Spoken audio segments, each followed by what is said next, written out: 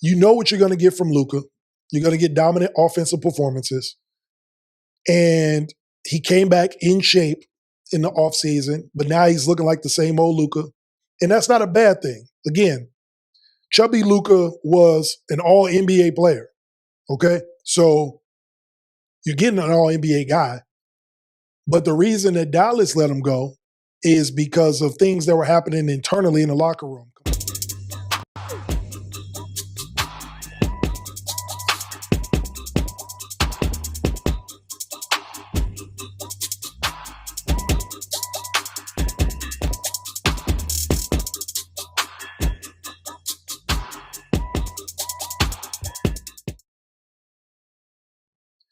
Yo. This week on episode 116 of the X-Factor Sportz Podcast on YouTube, we got a great show for y'all. We're going to get into college basketball as promised. I got a 5-leg parlay for y'all. I'm going to tell you who the top 5 men's college basketball teams are that have a chance to win a national championship. Okay. Then we're going to get into, of course, Super Bowl 60, who wins and why. Before we dive into all that, though, you know we got to get into the quick news. So let's go ahead and get started with that. If you guys watched sports over the weekend, I know there wasn't any football for y'all, so sad, but there are other sports that happen, all right? So if y'all were tuning in this weekend, then you probably got into some boxing. If you saw Shakur Stevenson, Teofimo Lopez, great fight. Shout out to Shakur Stevenson for securing another belt, a 4-division world champion, all right? He put on a masterclass against Lopez. Great fight. He dominated from start to finish, showed the world why he was and probably is, at this moment, the best fighter in the world, okay? Now that Bud Crawford is retired, there's a vacant spot for who's the best fighter in the world. Shakur Stevenson putting on that performance over the weekend and becoming a 4-division champ. Not very many boxers have done that. Got to give the nod to Shakur. So we'll see what happens coming up with what fighters have or what big fights are coming down the rest of the year. It's only February. But as it stands right now, that's been the performance of the year. And he can walk around and probably claim, I'm the best fighter in the world, pound for pound. Okay? So shout out to Shakur. In tennis over the weekend, some history was made as well. Okay? Carlos Alcaraz beat Novak Djokovic in the Australia Open to complete what's called the career slam, meaning every single major tennis championship there is, he's won. All right, Carlos Alcaraz is only 22 years old. So he's the youngest person, or the youngest man, I should say, because he's not the youngest woman. I think Serena did it for the women, but he's the youngest man to win all 7 major championships and completed it this weekend, beating a legend in Novak Djokovic. I wouldn't say his career is sunsetting, because if you saw the semifinal, you saw what he did to Jarek Sinner.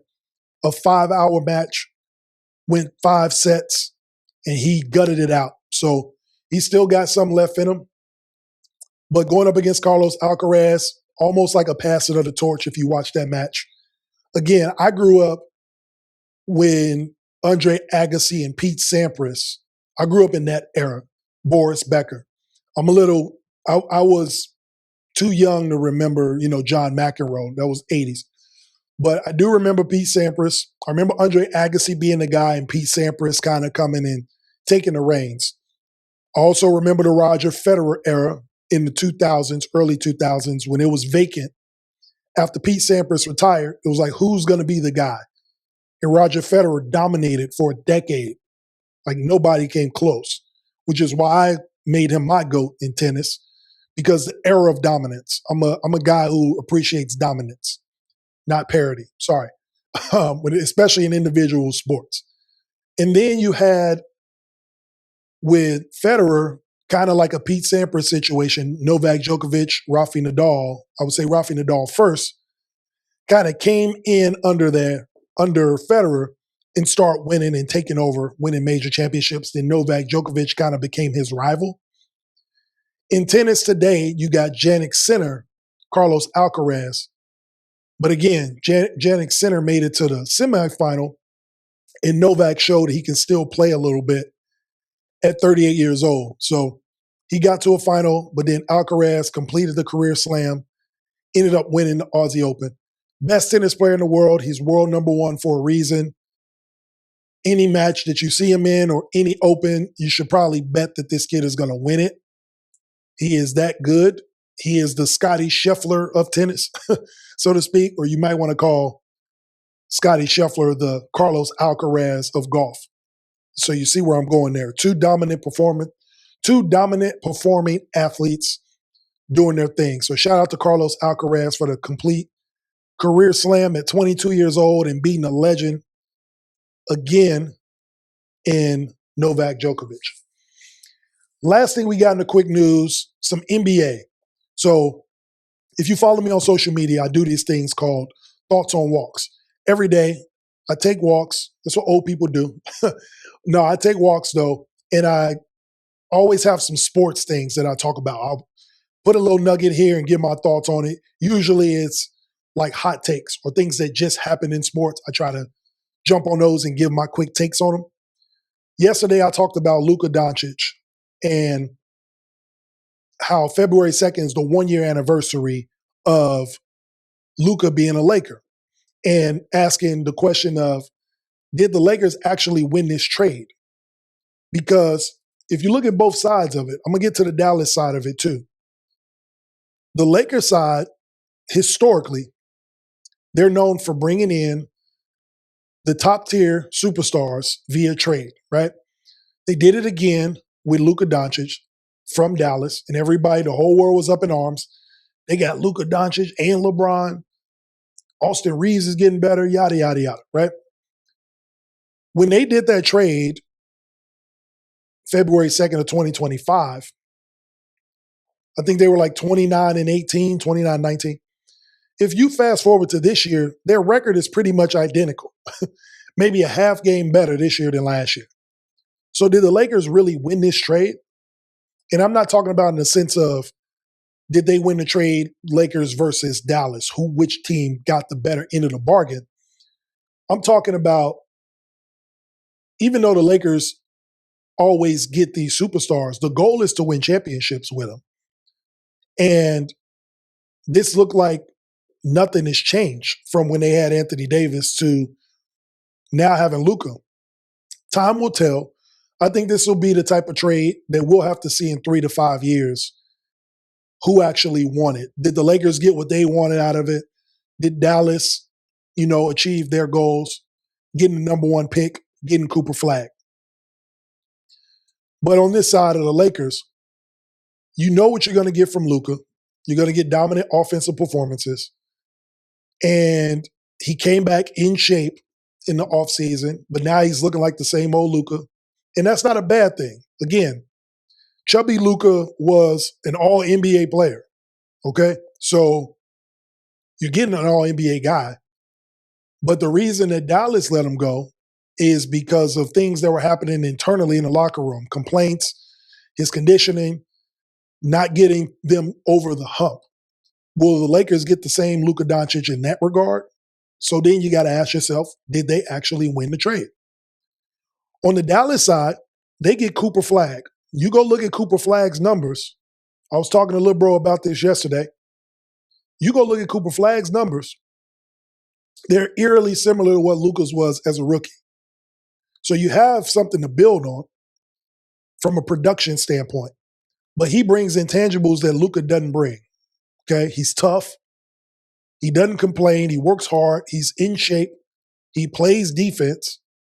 He's already a good, decent to good NBA defender, which for a 19-year-old is saying a lot. Okay, he's already there. He's willing to rebound. He's willing to play defense. He's willing to learn how to play make with Kyrie being out. Like, he's taking on all these challenges. Jason Kidd is coaching this kid up to become a great player all around. At the beginning of the year, Cooper Flag bringing the ball up and trying to play make, everybody was like, what the hell is this? This isn't why they drafted him. This is why we watch games and we let coaches coach. All right, because obviously Jason Kidd saw something.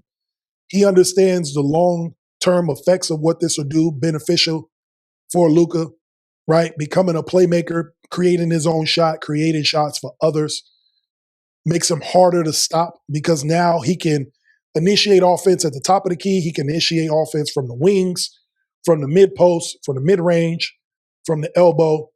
So if he's going to become a complete player at 19 and give you defense and rebounding, this is why I'm saying this trade, not that Cooper Flagg was traded for Luka, but they ended up getting the number one pick in the draft and drafting Luka. We'll see if Anthony Davis sticks around, if he's healthy. Kyrie's going to come back. So as an organization, the Dallas Mavericks may be okay in 3 to 5 years. It's not like Luka won them a championship when he was there. They got a finals appearance out of it. Okay? The Lakers were a play-in team before Luka got there. And right now they look like a play-in team. So that's what I'm saying. At the moment, it looks pretty even for what you're getting. The potential you're getting from Luka mirrors what Luka gave you as a rookie. And what you got last year from the Lakers without Luka is the same thing you're getting from the Lakers this year, record-wise. So this is going to take a couple years to find out who actually won a trade from an organizational standpoint, if they're going to hit their goals. So I just found it interesting that 1 year from today, or, a year ago, the records are very similar. It's kind of crazy. But y'all let me know what y'all think. Did the Lakers win this trade? Do we need to wait and see? Do we think the Lakers are championship caliber now that they have Luka? Or some more pieces need to be moved? Will they ever be a championship level team? Y'all let me know what y'all think. All right. The X-Factor Sportz Podcast. Again, you can catch us every Wednesday night on YouTube. All 116 episodes. Be sure to like, share, subscribe. Follow the X-Factor Sportz Podcast. And anywhere you listen to podcasts, you can catch the audio on all platforms, iHeartRadio, Apple, Spotify, everywhere. All right. Now we're going to dive into the NFL. The reason why y'all came here, Super Bowl. I'm going to tell y'all who I think is going to win the Super Bowl and why. Okay. So let's go ahead and get into that. Now, the Seattle Seahawks, New England Patriots on Sunday, February 8th. I think this is going to be a great game. Two teams that were bottom feeders, for lack of a better term, last season. Both teams won 4 games last year. Completely flipped their franchises around. Good quarterback play, great coaching, a complete team, 2 great rosters, and it has brought them to this point on Sunday. Starting with Seattle. Again, if you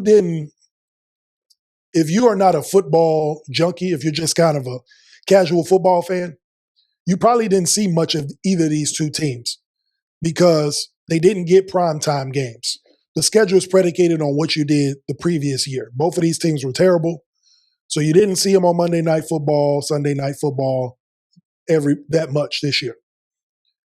So because of that, a lot of people kind of slept on Seattle. And they flew under the radar. They're a West Coast team, right? They probably had the late Sunday games by the time your team had already played. So what Mike McDonald put together over here is a complete roster. They play very good complementary football. He's a defensive guy. This defense is one of the best defensive teams in the league. And then you bring in Sam Darnold. And Sam Darnold is a decent to good quarterback. He's not a Rex Grossman or Trent Dilfer. He's not one of these don't mess this up type quarterbacks. He actually contributes to winning.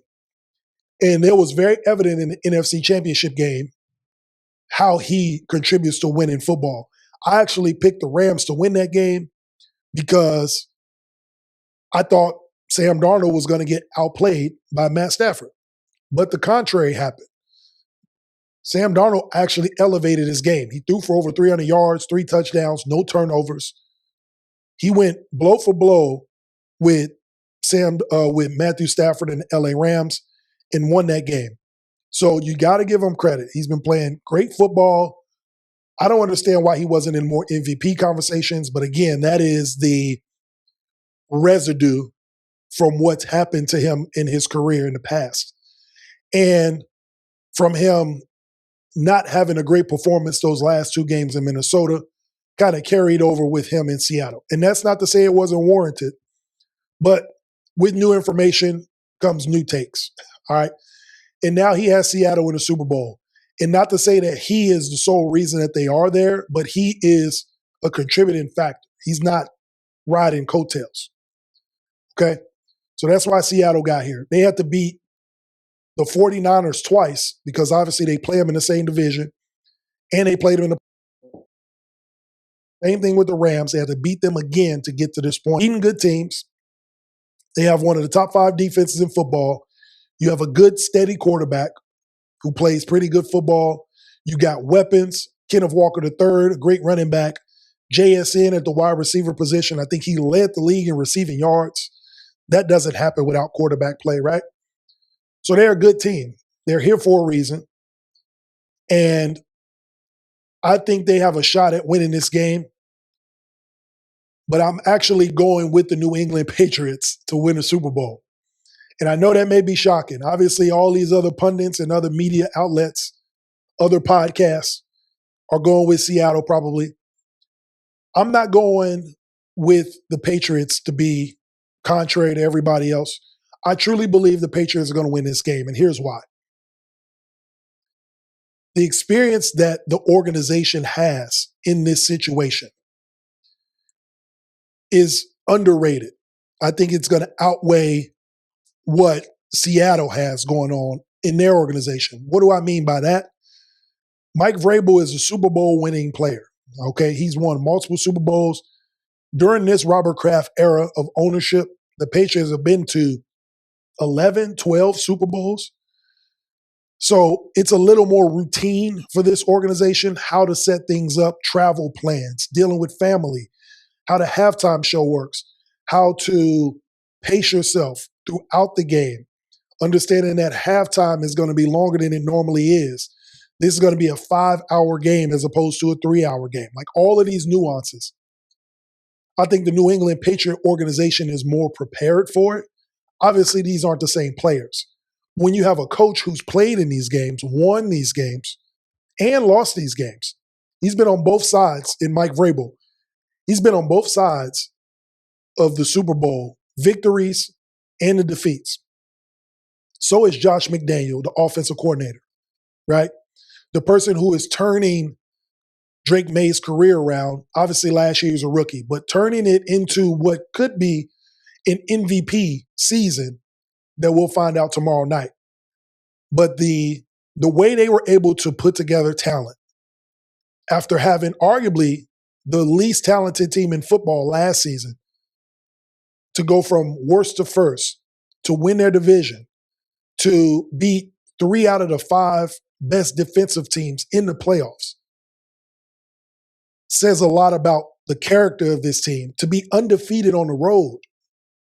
They have not lost a road game all year, playoffs included. I think that puts them at 10-0 on the road. So traveling isn't going to be an issue. Check. Their team is balanced. Offense, defense, offensive line. They got a great secondary. Christian Gonzalez, great cornerback, maybe an all-pro. Check. Great running back play, balance with the wide receivers, Stephon Diggs. Check. The coaching staff. Mike Vrabel has the opportunity to make history, to win as a player, and then come back to his NFL alma mater, the Patriots, to be a coach and have the opportunity to win them a Super Bowl. With Josh McDaniels still there, that Super Bowl DNA just through the organization, I think will help. This is going to be a close game. Okay, I think the first half is going to be tight. I think it's going to be a lot of filling each other out, trying not to make mistakes. The team that makes the least amount of mistakes is going to win this game. And I think it's going to be New England for those specific nuances, just understanding, not understanding, because the players haven't been in this situation. I would say the coaching staff and the organization instilling an understanding in the players on how to play this game. Okay? Not to get too high, don't get too low. It's a long game. I think they make the least amount of mistakes.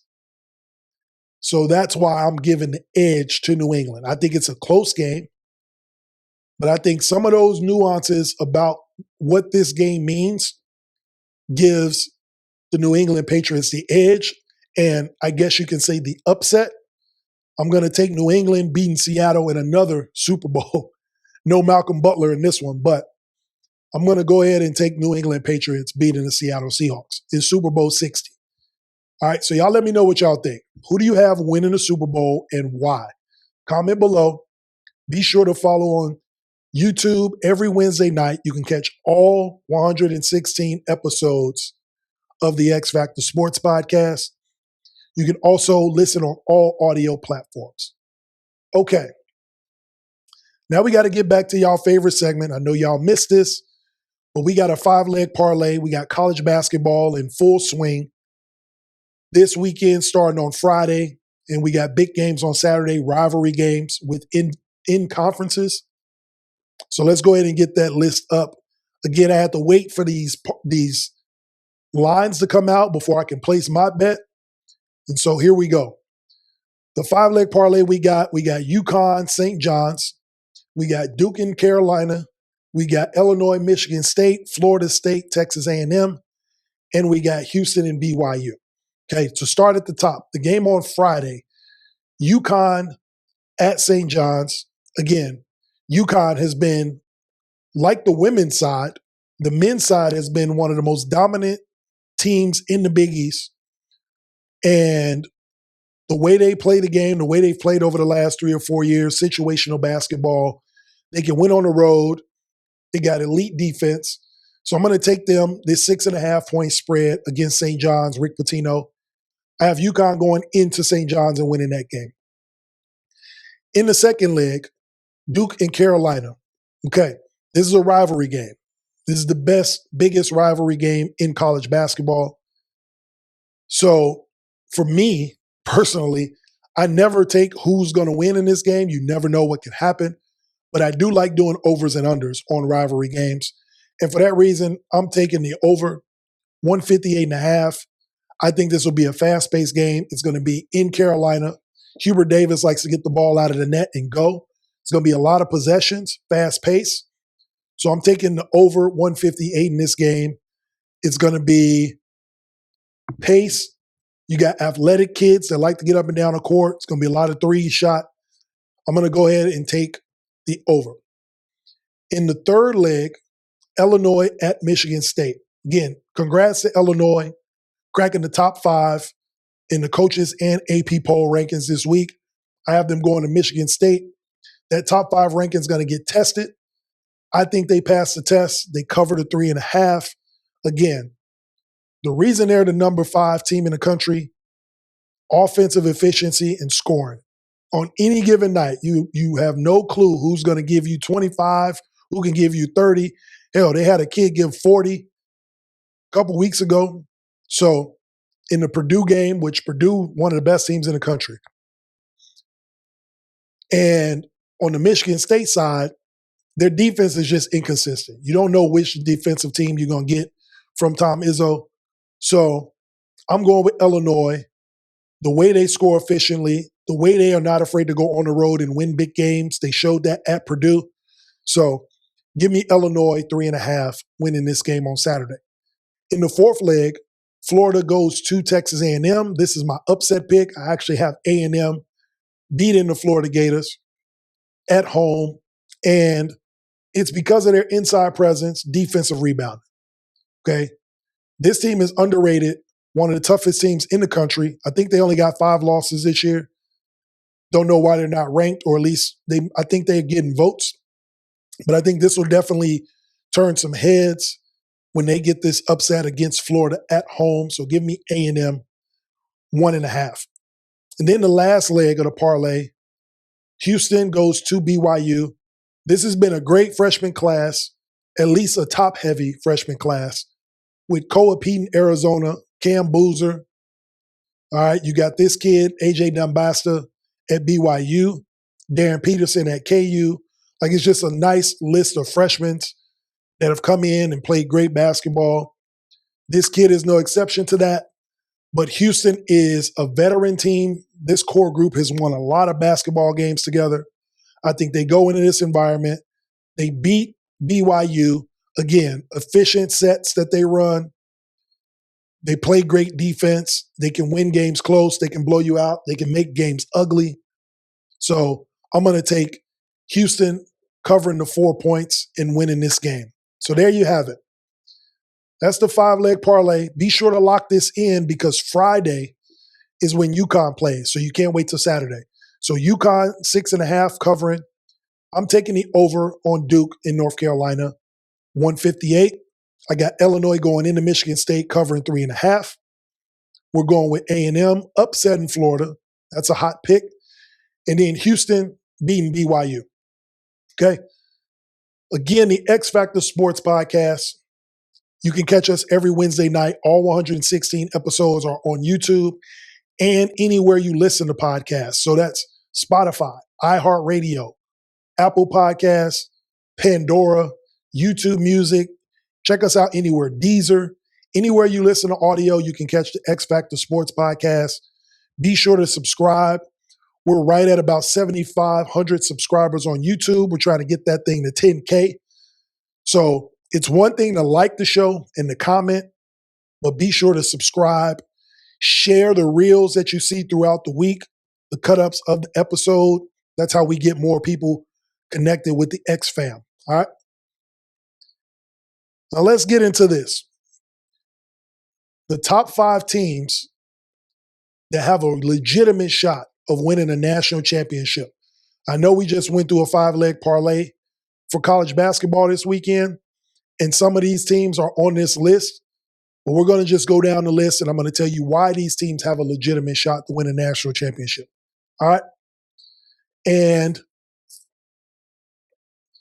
obviously, there's 68 teams that make the tournament, but realistically, to win a national championship, you need elite guard play.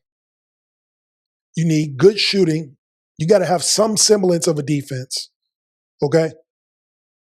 And you have to be able to rebound the basketball. Pat Riley said it the best. No rebounds, no rings, okay? So, but you need elite point guard play because you need to steady the pace, control the pace, limit turnovers, make decisions in crucial parts of the game, okay? I'm a big fan of having a mixture of youth and veteran leadership, obviously coaching. If you follow the X-Factor Sports Podcast, I talk about this during March all the time. Obviously, when we get down to 64 teams, and I'll probably say this again once the tournament starts, when we get down to 64 teams, obviously there's 6 more games to win a national championship. I personally believe the players win the first 3 games and the coaches win the last 3. What I mean by that, your team is just going to be better than the other team. Typically, when you're getting around a 64-32, right? They get to the Sweet 16, and then they get to the Elite 8. When you get to the Elite 8, you're probably going not only against the best 8 teams in the country, it might be the top 8 coaches in the country, at least for that season. And then it dwindles down to the Final 4. After you win that game, you got to win the Final 4 and the national championship. So that's what I mean by the first 3 games are won by players. Those last 3 games are won by coaches. So when I talk about that, when we get into these top 5 lists of teams that have a legitimate shot to win a national championship, you'll understand why I say what I just said. Okay?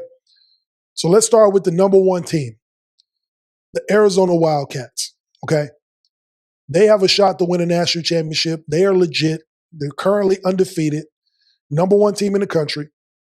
They have coaching experience there. They have an elite freshman in Koa Pete. And then they have surrounded him with veteran players. Probably one of the most complete teams in the country. Elite on offense and defense, offensive efficiency. They're versatile on defense. Again, they rebound. They can switch and play any type of defense you want. They can go man-to-man. They can switch into a zone. They rebound well, which is why I talked about this and gave you the kind of that precursor before we go into that list. Arizona kind of fits the mold of all of the things you need, all the ingredients to win a national championship. So I got them as the number one legitimate team to win one. Okay. At number 2, again, UConn Huskies. Some of these players have 2 rings already that are on this team. I think Caravan, if you're a senior on this team, you got 2 national championships already in your back pocket. So the experience is there.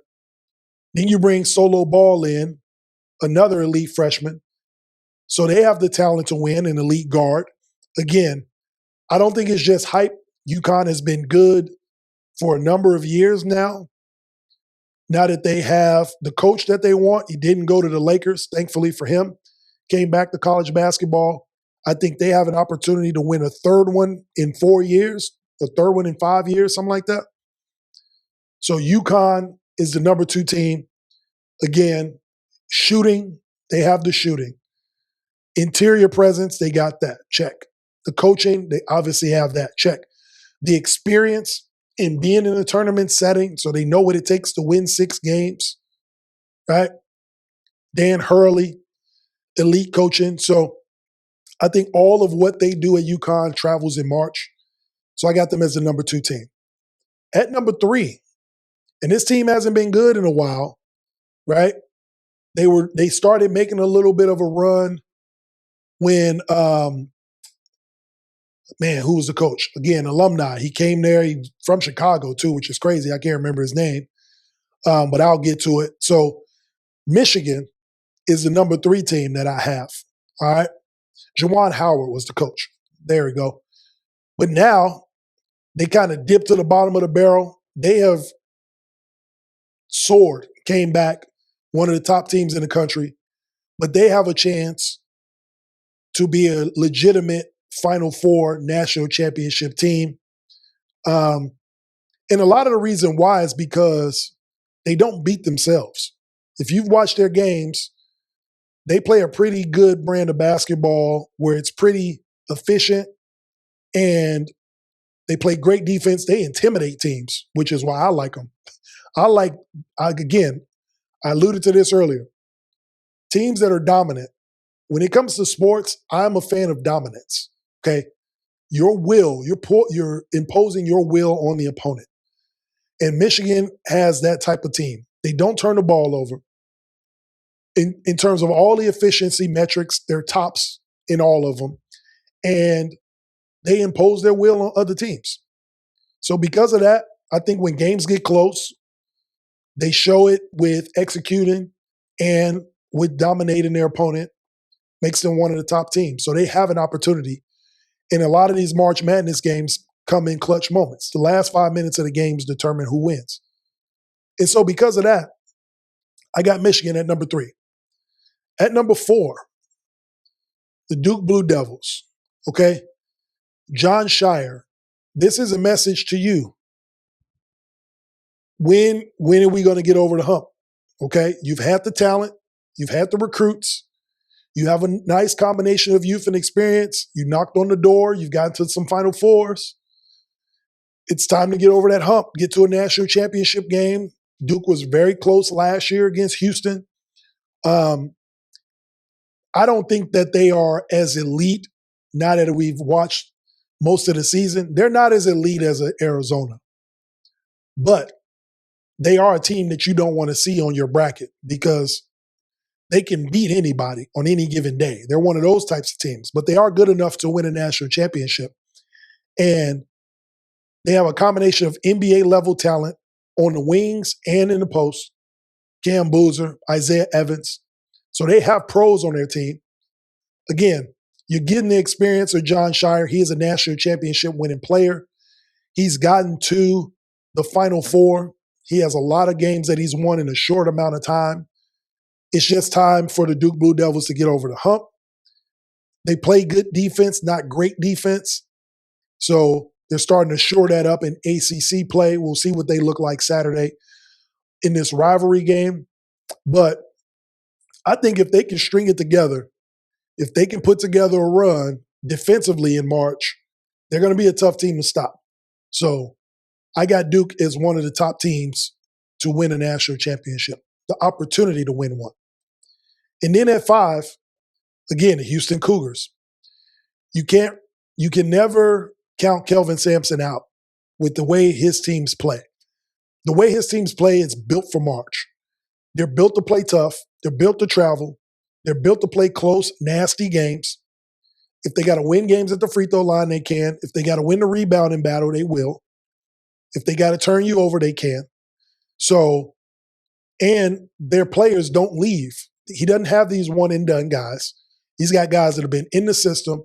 So they're one of these veteran teams that aren't afraid of these one-and-done or these young guys, right? It showed that last year when they played Duke in the Final Four. They weren't afraid of Cooper Flagg. They weren't afraid of these freshman phenoms. They go out and play their game. They're going to go toe-to-toe with anybody. So that gives Houston an opportunity to win. Again, Kelvin Sampson down in Houston, he's probably the winningest coach there. And I don't think he's been there that long. I think he's been there less than 10 years, and he's probably the winningest coach in the history of the school. So that's just a testament to Kelvin Sampson and what this school has been able to do, what this program has been able to do. So I got them as an opportunity to go to a national championship as well. All right. So y'all let me know what y'all think. The top 5 schools at this point that can win a national championship: Arizona, UConn, Michigan, Duke, and Houston. Now I know the coaches poll and the AP poll doesn't have them ranked 1 through 5 like that. But again, we don't do rankings that way. We do it like power rankings, and the way teams play and how they perform and their experience. We culminate all of that into what our takes are going to be. So y'all comment, let me know what you think about that list. All right. Before we get up out of here, we're going to hit y'all with the 2-minute warning this week. All right. We got a great one. It had me thinking all week about what I was going to talk about and what makes sense. But I'm actually going to kind of segue from what I had last week talked about. You know, it's your life and you need to take control of it. It kind of goes into the same thing, but we're going to talk about how to choose the life you want to live.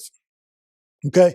So at a certain age, you are no longer a product of your environment. Okay? You can't blame what you have going on in your life now on how you were raised. Okay, you're 30, 40 years old. You've been a man or woman. You've been an adult for a long time. You've been an adult longer than you've been a kid at this point. So you can't continue to make excuses and blaming your environment and blaming that you're a product of that or where you came from and using that as an excuse for where you are in life. Okay, at this point, these are personal decisions that are being made. You're choosing this behavior. So how do you change it? At some point, you got to stop blaming the past for where you are now, because now it's starting to become a distraction. You continue to blame the past for your current situations, you'll always live in the past. And the present and the future will just pass you by. Okay? So you may realize that friends are distancing themselves from you, or you're not in the circles you want to be in from a success standpoint. It's because you probably are still reaching back, or you're probably still holding on to that excuse. And that's a personal choice. So starting today, make the personal choice to move forward. Okay? You're no longer in that environment. Okay, you're no longer that kid. Now you're an adult that can make adult decisions based on the information you currently have on right and wrongs and what looks like success and what doesn't, what looks like failure. Now it's time to start making informed decisions about your life and moving forward. Okay, stop using the past as an excuse, the product of your environment as a distraction, and move forward. Okay. I appreciate y'all for tuning in to the X-Factor Sportz Podcast. Again, you can catch us every Wednesday night on YouTube. This is episode 116. I'm appreciating y'all for tapping in with us. As you can see, we got some different gear on. This is the first week of Black History Month, and I am a product of it. Please believe that. So appreciate y'all for tuning in and supporting the show. Again, we are at about 7,500 subscribers on YouTube. Be sure to let everybody know to subscribe and watch the show here every Wednesday night. Go back, catch up on all the episodes, check out the growth from episode 1 to now. We are making some big moves. Again, you can still get gear. All right, you can scan the QR code, or you can go to the X-Factor Sports store. Again, we got hats for sale. We got them in gray and black. We got about 7 or 8 of these left. You just let me know what your color is. We got some new shirts in. We got black, red, gray, and blue. For the new season coming in spring, you probably want a fresh t-shirt, so you can go ahead and hit the QR code and place your order. All right. Again, thank y'all for tuning in to episode 116. Next week, we will talk about the Super Bowl, who won, and how they got it done. We're also going to talk about who won the awards for the NFL. That's happening tomorrow. But we're going to talk through why they won and if they deserve to win. And then we're going to get into some NBA All-Star game. We're going to make some predictions. They changed up the format again. They got USA versus the world. I'm going to give y'all my 2 cents on if it will be good for basketball or not. All right. Appreciate y'all for tuning in again. This is Jay Mondane signing out from the X-Factor Sports Podcast. Peace.